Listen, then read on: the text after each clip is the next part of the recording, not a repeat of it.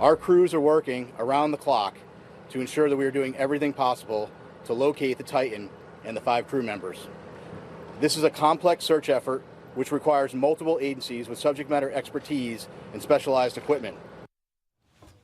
All right, what a story this has become. Rescue efforts still underway for that missing submersible and 5 passengers that traveled to the site of the Titanic wreckage out there in the middle of the North Atlantic Ocean. They lost contact with this sub on Sunday morning.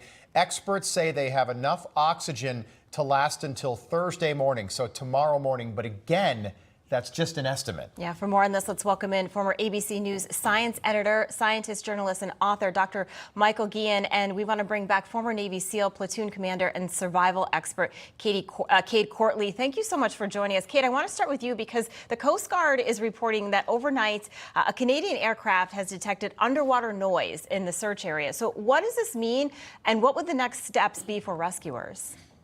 Well, here's what's really encouraging to me about this is there are millions of noises that emerge from the ocean, but this one is on a 30-minute interval, and that's not something that lives in the ocean does. So that's very encouraging. So what does that do? That takes the search area from this and enables them to go down to something like this, which is also great. But as I said yesterday, I mean, they advertised 96 hours of life support on this vessel, but you have people that are stressed out. So their consumption of oxygen is going to be a lot different if they were just relaxed, doing what they're doing, compared to, oh man, we are in big trouble. So that's something you got to think about. Yeah. So that's normal breathing, 96 hours. I heard one estimate that somebody said you could cut that number in half if people are under duress, which I'm sure they are. Doctor, great to have you on this morning. Just want to get your thoughts on these noises. Apparently these noises are coming from the area of the Titanic wreckage, which would mean, and again, we're just speculating here, but that the 5-inch thick hull might not have been breached. Maybe they suffered some sort of cataclysmic failure with the machinery itself, and that thing is just sitting on the bottom of the ocean right now. Where are you with this morning? Well, I said all day yesterday that if they suffered a catastrophic communications failure in an hour and 45 minutes into the dive, which means they didn't really make it to the bottom at that point. It takes about 2.5 hours to go down there. But let's suppose they just suffered a catastrophic failure of communications, then they could easily just bang on the hull of the ship with their cups or whatever. Here's the thing. When you're communicating underwater, you don't use electromagnetic radiation. You don't use radio waves. They don't travel well in salty water.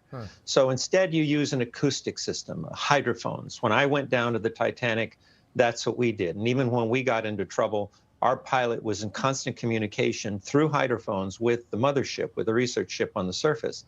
That wasn't the case here. And so I was puzzled, why don't we at least hear some sound, people rapping on the hull or something like that, or some emergency transponder pinging, which may be the case here. But so this was a very encouraging, I agree with your other guests, this is a very encouraging development. But the other thing that concerned me yesterday, and it still does, is that think about the pilot. All right, if you have a catastrophic failure of communication, the first thing you're going to do is you're going to bring that submersible to the surface with no questions asked, right? And that hasn't happened. So even if we do find out that these pings or noises that are coming from the submersible, if indeed they're coming from the submersible, are real, we still have the task of triangulating, locating the coordinates, and then how do you bring that craft up to the surface? Remember, they're bolted in there. Would the pilot know how to use Morse code if he were, let's say he was banging a coffee mug on some of the metal inside that sub? Could he be using Morse code? Yeah, you know, interestingly, when I did a story, I won't get into the details, in Florida, and I found myself in a crisis. I was stuck in sand and there was nobody around. And what I did is I started beeping on the car horn. SOS. And it took about half hour or so, but somebody driving by in a distant highway heard it and came to my rescue. So yes, absolutely. Remember, the pilot at least, I mean, the other passengers are civilians, but the pilot is a savvy person.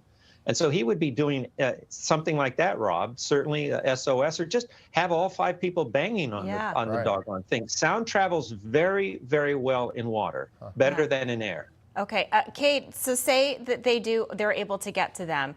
How do they actually rescue them from this vessel? They need an extra month.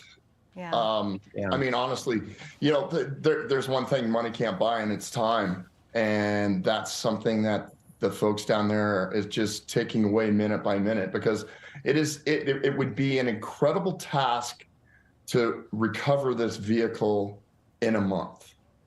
And we're looking at 24 hours at best. At best. Based on estimates. And it's just, yeah, I mean, you can't just send a submarine down there and pull them out and put them in the good one and bring them back up. It just doesn't work that way.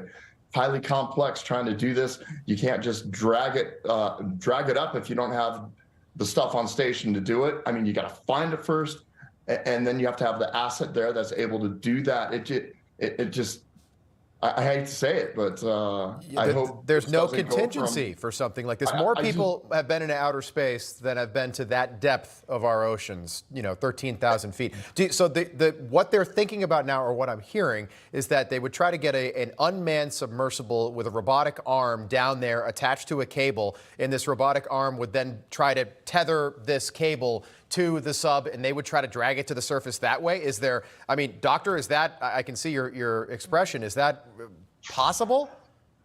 I mean, I'm not going to say it's impossible, but when I was stuck down there in the Titanic, there was another submersible in the area. Right. Okay, I was in a Russian sub. And the thought occurred to me, well, maybe this other sub somewhere could be brought to bear and chain us out. But I mean, you're talking about huge depths.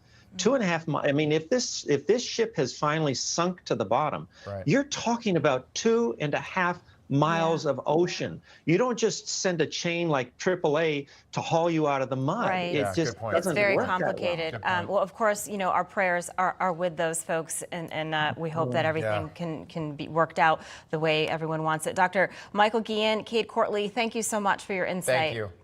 Thank you. All right. Pleasure.